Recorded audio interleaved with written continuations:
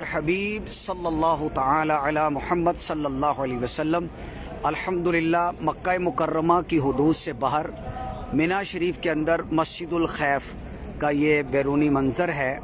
ये वो प्यारी मस्जिद है जहाँ रसूल आज़म सल्लल्लाहु अलैहि वसल्लम ने हज्जतुल वदा के मौके पर नमाज अदा फरमाई। और इमाम तबरानी ने हदीसें नकल की हैं कि इस मस्जिद के अंदर 70 अंबिया किराम अलैहिमुस्सलाम ने नमाज अदा की। आका अलैहिस्सलाम फरमाते हैं सल्ला फी मस्जिदिल खैफ 70 नबिया। और एक रिवायत के अंदर रसूल पाक सल्लल्लाहु अलैहि वसल्लम का फरमान है फी मस्जिदिल खैफ क़ब्रु 70 नबिया, यानी मस्जिद खैफ के अंदर 70 अंबिया किराम अलैहिमुस्सलाम की कब्रें हैं। ये आप ज़ियारत भी करें।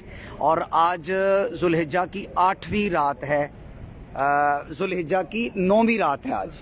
आज 9वीं रात शुरू हो चुकी है, यानी शब अरफा।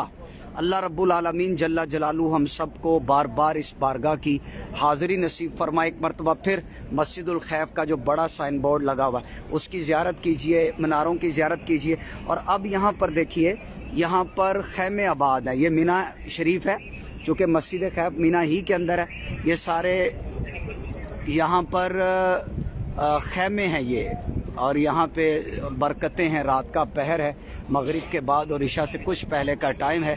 दुआ है रब्बे कायनात जल्ला जलालुहू की बारगाह आली के अंदर कि मौला ताला जल्ला जलालुहू हमें मस्जिद खैफ समेत तमाम बाबरकत जगहों की हाज़िरी भी नसीब फरमाए और फैज़याब होने की तौफ़ीक़ अता फरमाए। अल्हम्दुलिल्लाह हमने बाकायदा अंदर बैठकर इससे कुछ देर पहले आशिकान रसूल ने मिलकर हमने कुरान पाक की तिलावत की, सूरह यासीन पढ़ी, 30वां पारा पढ़ा, फातिहा खानी की, अंबिया किराम अलैहिमुस्सलाम की बारगाहों के अंदर इसाले सवाब पेश किया। और फिर अब हम इसकी कुछ मंजर कशी कर रहे हैं ताकि आशिकान रसूल के दिल आंखें ठंडी हों और मोहब्बत मज़ीद पैदा हो। सल्लु अलल हबीब सल्लल्लाहु अला मुहम्मद सल्लल्लाहु अलैहि व आलिहि वसल्लम।